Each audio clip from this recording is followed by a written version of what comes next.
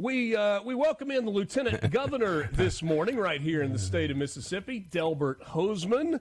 Good morning, sir. How are you today? Good morning. It sounds like you're in the political sphere this morning with people giving you grief about being off a day or making a quote or maybe even putting a dot in the wrong space. Did you just make fun of me for taking a day off? Seems to be a running joke. I'm just telling you, you need to be here every day. Something will get away from you. That is certainly true. Things happen in a hurry. Always good to visit with you. I want us to spend the overwhelming majority of our time this morning talking about what's coming up. Good. I hope you will grant me one question in the rearview mirror about where we were. All right. What's the grade that you give to the 2025 legislative session on the whole? You know, some of it depends on what the governor does here with some vetoes, quite frankly. Okay. We're waiting on some vetoes that we had discussed at the end of the session that involved some additional funding, some additional issues that arose that would harm our Medicaid reimbursement rate that would pass by the House, and the governor and I met a number of different times on getting those vetoed.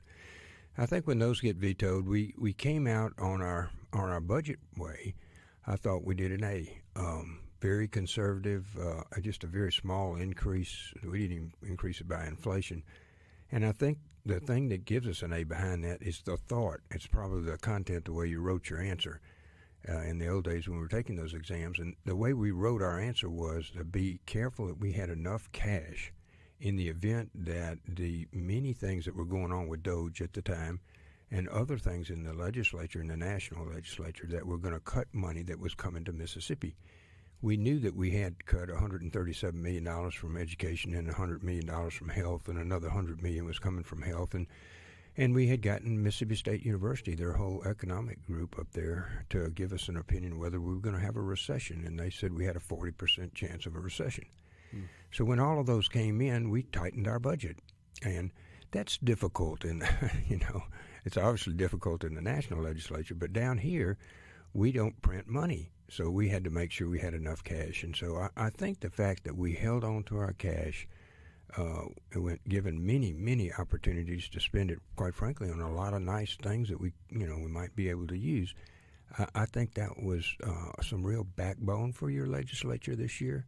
Not to just spew out a bunch of special projects somewhere or whatever they call it, a Christmas tree bill or something, but actually sit down and say, y'all, this is, as I use Mississippi State University's economists talking, this is a noisy time for us, and we need to be watchful. Now, we continue to generate on right now. The economics are. Depending on what happens with the big, beautiful bill, there's a number of different other issues that could affect us significantly. Nobody thinks we're going to get more money out of the federal government than we've been getting, and we get about 45 to 50% of our budget from the federal government. So we were at risk, and I think the legislature, the throws you see go back and forth, that happens in the normal course of events. But I think the fact that we actually held on to our money and said, okay, guys, we're going to sit 1 year. And we're not going to do a lot of things maybe that we want to, or maybe some that we should have. And I think that was important. Number of other bills, the things that went on, education bills, other things. But I thought the fact that we cold-eyed looked at the risk that was facing us from the national scene, half our budget, and decided to hold some of our cash was important. Do you anticipate that in 2026, if special projects get funded in a way that they weren't this year, that number next year will be a 2X number, that it'll make up for the year that wasn't funded, or is this just a lost year in terms of revenue to communities and special projects? Well, I think that, of course, I'm hopeful that the 40% depression means 60% we won't get one. So glass half full. Yeah, I know. I'm kind of looking at it like, well, boy, we don't have that recession. We should have extra funds. So I think it'll be another cold-eyed look at special projects and if we have the money and whatnot. Our primary, and this showed out this year, Richard, it's good you asked this question. Our primary responsibility is to take care of our education system, our highway patrol, our roads that are state roads, our government buildings, all the things that you expect us to do to run the government. That's the number one thing, and pay our employees and make sure they've got a decent retirement plan. Those are our key core. Now, when we've got additional funds, we've been cutting taxes. That's a good idea. We've cut taxes when we hadn't finished cutting taxes. So we're lowering taxes now all the way down to like 3% in the next 3 or 4 years. And so we cut taxes. Then the third thing is, if we have additional funds after we've done our core competencies and we've cut taxes, then let's help our cities out with Main Street or additional funding for infrastructure or whatever in the counties and the cities. As it turns out, we had done about $900 million of that in the last 5 years. We had that much excess money over and above our tax cuts and everything else. So the way we gave it back to taxpayers was to hopefully improve their downtown or give them a new road or give the counties money to repair their bridges and the things that we did. So those were good. When I looked at it, as of June 30th last year, about $300 million of that had not been spent. So yesterday when I was meeting with the Board of Supervisors, I was encouraging them, and I will at the Municipal League, encouraging them to spend those funds or come to the legislature and let's repurpose those. So I think it's $280 million that hadn't been spent of the roughly between $800 and $900 million. So we'll be looking at those, and hopefully those will be funds that we've already allocated that now can be spent on either another project or finishing the project we gave them the money for to start with. Going forward, I think the waterfall goes, if you use the economic analogy, the waterfall goes primary core things I'm responsible for, tax cuts, make sure people don't pay any more money than they need to, and then it falls over to these special projects. That's why they're called special projects. We're not responsible for a street in a city. The city's responsible for that. But where we can help them, it's very beneficial, I think. Delbert Hosemann, the Lieutenant Governor, visiting with us this morning on Mornings with Richard Cross. If you've got a question you want me to try to work in, you can send it to us on the C Spire text line at 601-879-4395. Sometimes at the national level, we talk about Washington, D.C. being a bubble. And it's good for legislators to get outside the Beltway and back to their districts and understand what's going on. Similarly, I wonder if the state capitol can sometimes be a little bit of a bubble where legislators kind of get settled in, and this is the way we see things within this. The question in this is, when you're not in session, how much time do you spend traveling around the state to see what it looks like in Holly Springs, in DeKalb, in Hattiesburg, in et cetera, all over the state? Just about daily. And since we left just a couple of weeks ago, I have been in Tupelo, Starkville, Hattiesburg. Was on the coast yesterday visiting in Jackson County, as you know, Pascagoula area. I'll be in Macomb tomorrow, Woodville, Liberty. Then I'll be in Natchez tomorrow night. And that's intentional, right? Oh, yeah. You're right. You did right about the bubble. I don't learn anything in there. The way I learn something is I get out and in these meetings, I call them round tables. And give you an example, we're all over the state doing that, and I'll be in the Delta on Friday. So I'm going all over the state, and I ask a number of people that come in. I don't ask them what party they're in or anything else. I want, as I say, people that are working, that may have issues with the state. Sometimes it's bankers, sometimes it's boards of supervisors, sometimes it's just regular people running a company. And we sit in a room. Like yesterday, I think we had like 6 tables with about 6 or 7. I guess we had probably 40 people in there. Probably 5 or 6 of them were newly elected aldermen and mayors in Jackson County. And then some businessmen. We got a great shade company down there. I'll tell you about someday. Superior is wonderful. But anyway, I open mic. And I asked, all right, what do you need? And we talked about the port. They have some needs at their port there. And there are different needs in Pascagoula than they are in Tupelo when I met with them. Yeah. Or in Starkville where they can't get water and sewer outside of the city. Mayor Spruill and I met about that 2 weeks ago. So I learn a lot, and you don't learn anything in the bubble. Visiting with Lieutenant Governor Delbert Hosemann. On the other side of the break, we'll talk about some of the things that he sees as important. We will try to hit on a reorganization of state government. There is a significant education conversation that is on the horizon, and a whole lot more. Quick timeout. Mornings with Richard Cross, SuperTalk Mississippi. We're back with you right after this. Good to be with you on this Wednesday morning, the 11th of June, 2025. My guest right now is the Lieutenant Governor of the state of Mississippi, Delbert Hosemann. Always kind with his time. Good to be with you. Good this to morning. see you, Richard. Welcome back from baseball. Thank you. And I even worked in a couple of days of golf after baseball was over. Man, you the man. I tell you what, somebody while you were gone changed the entire economic structure of NCAA. Yes. I hope we have time to get to NIL. It's interesting to me that you have kind of dipped your toes into the NIL water. I have. I've always been really interested in sports, and this new the new college commission that's set up by the Big Four, the ACC, Big 10, Big 12, and SEC, to run the money and police the $20.5 million that our athletes will now receive. It's just a groundbreaking time, and the issues remaining. For example, Mississippi State and Ole Miss and all those got to pay $2 million a year to pay off the $2.8 billion settlement. Yeah. And those kids that played after 2016, some of them will get a check for $200,000. Average check will be $91,000.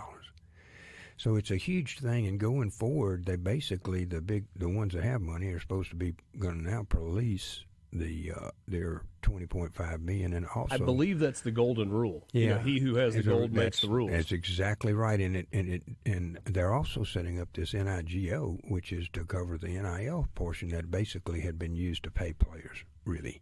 So now they're going to police those, and they'll really have to be contracts to actually perform services for a third party.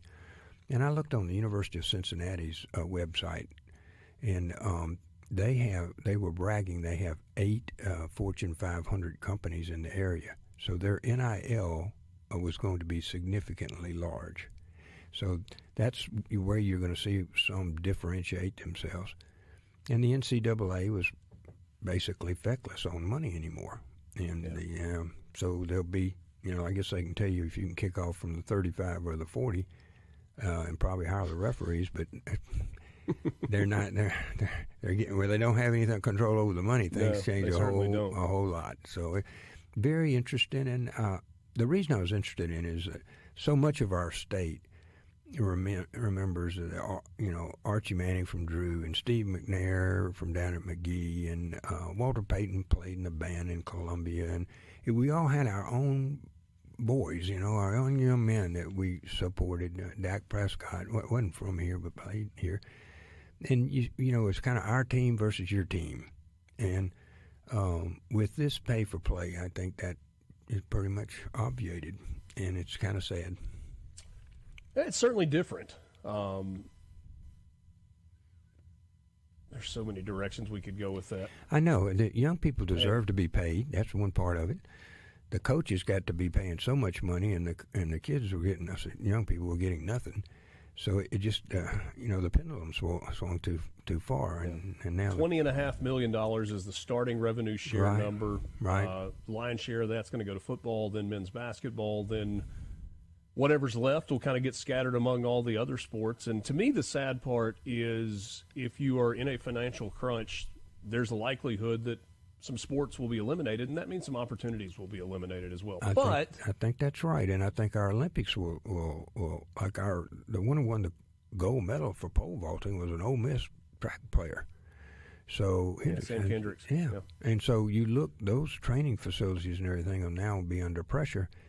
And the one thing you shouldn't look at it as just as an SEC thing, because in the Big East, they don't have football.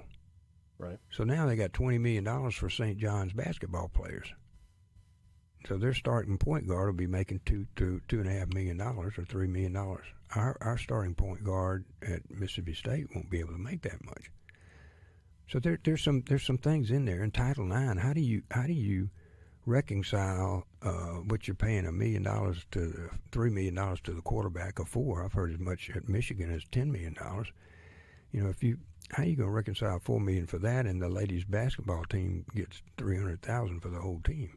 It's going to be interesting to see how the Title IX plays into it. The way I reconcile it is revenue generation versus a drain on resources, but I'm not sure that that's what the courts are going to feel about Title IX. I'm hopeful that they'll give some federal. Tuberville was a leader in that, because of his coaching experience. Yeah, but he's going to be a governor now. I not a know, senator and now anymore. he's gone. I don't know anybody up there that has the expertise or really to swing that kind of thing. Like, how are you going to reconcile all these things? Are you going to give antitrust exclusions like they do for baseball and whatnot? All of that's coming. We could spend a really long time I know, on this, you're but let's hold gonna spend that thought for now. You are. Most people, as they look to the 2026 session, believe that education is going to be the biggest topic. That's going to be the thing that grabs all the headlines going into this coming session. When you and I have talked about education in the past, there have been some things that you have pointed to that are not necessarily related to school choice that you think are important within the education conversation. But more people in Mississippi are talking about the school choice piece of it and portability issues and all of those things. Where are you in that conversation? I know when we talked, I guess it was right before the session began this year, you told me that you were open to movement district to district, but not district to private, and there are just a lot of layers there. There are, and I start, as one of our guys said, one of our senators said, we need to be kid-centric, and I think that's correct. So to me, I start with F schools, and anybody in an F school ought to be able to leave, period. Okay. And then we ought to be able to pay. When you go to another school, our $6,700 or $800 we pay doesn't cover the cost. So the counties are putting up money and to subsidize the remaining balance of the education piece. So we pay the teachers, but there's a good bit more that goes into that. So I thought they ought to go, and we ought to be able to pay whatever the difference is. If it costs $10,000 at that district, and we were giving them $6,800, we ought to give them the rest of it. We ought to give them the other $3,200 to make sure that they're whole wherever those kids wanted to be. Get to be an F school, you really have to mess up, and you'd think people would say, well, we want to give them a chance to come back and give them a few years. Well, those kids don't have a few years. They need to be educated now. And you miss the 6th, 7th, 8th, 9th grade while they're trying to reform a school. That's up to the parent, whether they want to do that or not. But if they want to move, I think they ought to be able to move, just period. And we ought to pay for it. On portability, we have said before that a child that wants to leave shouldn't be able to be held by a district. If a mom and dad decide that they want to move their kids somewhere else, they should be able to do that. Okay. Then the second part of that is what we call capacity. You can't just show up somewhere and say, well, you got to cover me. It has to be where they can move to somewhere that has room for them. You don't have to buy, have a whole nother classroom and pay a whole nother teacher or build on or anything else for 3 kids, for example. So there has to be capacity there. And I think those are the linchpins of what we're talking about here. The federal government's jumped into this some, talking about vouchers. And, of course, if they give vouchers out to everybody that has children, 90% of our kids are in public education, as you know. About 35,000 are in private schools. Figuring it's 2 per family, that'd be about in Mississippi. In Mississippi, that's correct. Okay. And then we have home schools that have probably about 5,000 in them. All the rest of the kids are in public school somewhere. So we want to concentrate on our public schools. I think yesterday, the new test came out. We've been 50th just about as long as I can remember. Yeah. And we started putting money into, we raised the teacher salaries. I want to raise them again this year. Okay. And it's good news for teachers. Well, they went from 50th to 30th to now, yesterday, 16th. Talking about in the overall ranking. Yeah. So when you think about this, so you want to reward them for a job well done. Well, we want to acknowledge it. They were doing a really good job, and I want to acknowledge it monetarily. So, what does that pay raise look like? The last time we did one, it was about $150 to $200 million spread across a number of different teachers running somewhere. Would that work out to about $2,000 a teacher? No, it was a little bit more than that. I think okay. It was a little bit more than that. Could anywhere from $2,000, depending on a lot of other factors. But sure. But $2,000 or $3,000 per teacher would be a good start to me. I think that would be a real good start to tell these people that we want to raise them anyway. Their insurance has gone up and whatnot. But we also want to acknowledge, like you say, you're doing a really good job in a lot of places. And so we want to acknowledge that you're doing a good job. And there's some other holes we have, Richard, and you're skipping over my community college teachers. They have not had the raises that we've had in the undergraduate, and the same at the university system. So there's some other money, I think, that needs to go towards teachers we have at community college. So when you say our focus needs to be on public schools because that's where the majority of the students are, does that mean no universal school choice? I don't see that being passed in the Senate. When I talk to my senators about that, there's just not the votes there for just everybody go wherever you want to go, and private schools or whatever. They're just not in the votes there for that. Delbert Hosemann, Lieutenant Governor. We will wrap up the conversation on the other side of this break. You're listening to Mornings with Richard Cross on SuperTalk, Mississippi. Glad to be with you this morning. It is Mornings with Richard Cross on SuperTalk, Mississippi. As is almost always the case when I get the chance to visit with Lieutenant Governor, I have more questions than we have time for answers. So, well, I'll come back. Just invite me back. That's great. You have an open invitation. Thank you. Finishing on that community college part, Richard. I think it's important that we have last dollar free tuition for community college, and we proposed that and passed it last year in the Senate, and it died in the House, and I want to bring it back. The 12 years that we're educating our children, much better now to 16th in the country, those 12 years still won't make us competitive in a worldwide economy. We need a 13th and a 14th year. A lot of that may be for technical skills that people then go work at the new Amazon AI or whatever. And others may be on more welders or carpenters or base skills or plumbers or HVAC or whatever. But that extra year is very important, I think, to upgrade and continue to upgrade our economic workforce.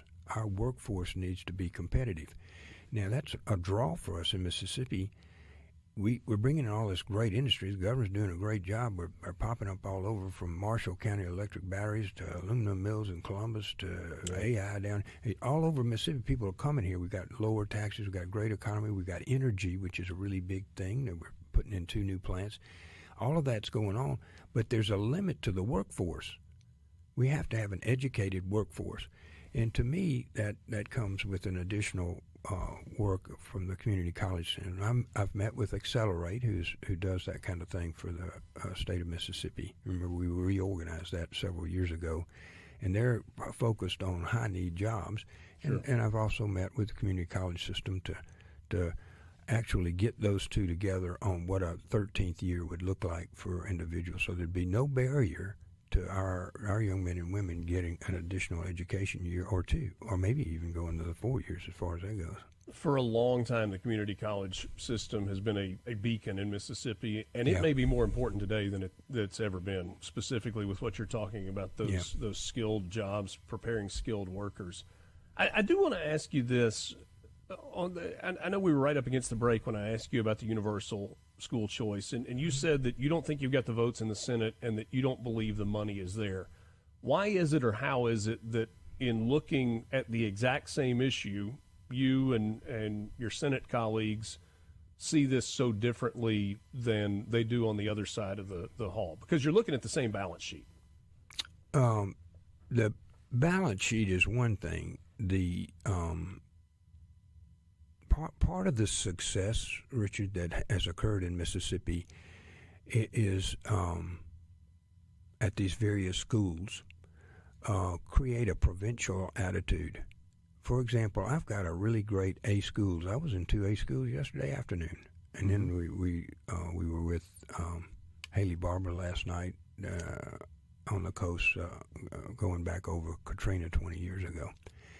But I was with some of the people, and I was with the superintendent in Jackson County, and who has 3 high schools down there.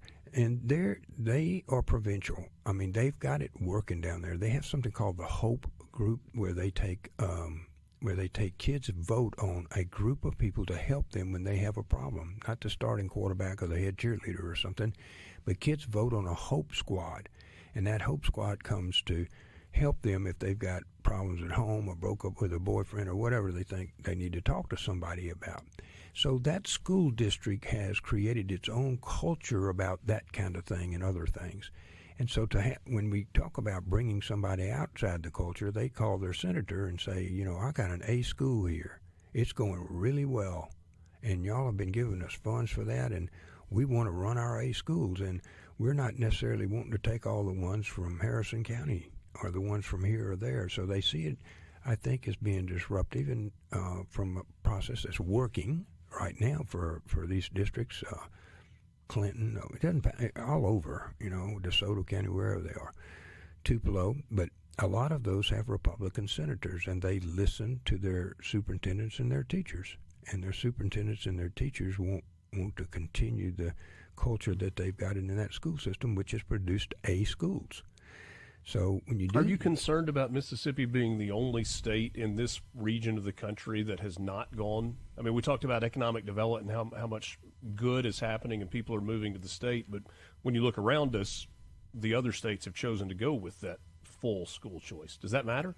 I don't know if those other states are 16th in the test scores. We just talked about this. I want to do what's best for the children in Mississippi. Mm-hmm. And so, I appreciate learning things from Arkansas or some of their kind of phasing one in, or wherever. Those are all good things to learn from and see as a map forward. But it's not necessarily effective for Mississippi or not. Now, we've got weak schools that I'm more concerned about than I am the ones that are all getting A's. I mean, leave those alone. They're doing great work. And look at the test scores. So I don't know if the rest of them are all 16th in the country or not. So I think some of this is going to be what works best for Mississippi, and then when you get past that, what works best for each one of the 140 districts we've got. Lieutenant Governor Delbert Hosemann, I always appreciate your time. I promise next time we'll get to some of the housing accessibility issues that you've been focused we've been on, working and on that. It's, reorganization of state government as well. Yeah, we'll we've get got there. some really good things coming, Rich. I hope we'll get a chance to do that. And you're good about allowing us to get into detail, which is good. Thank you.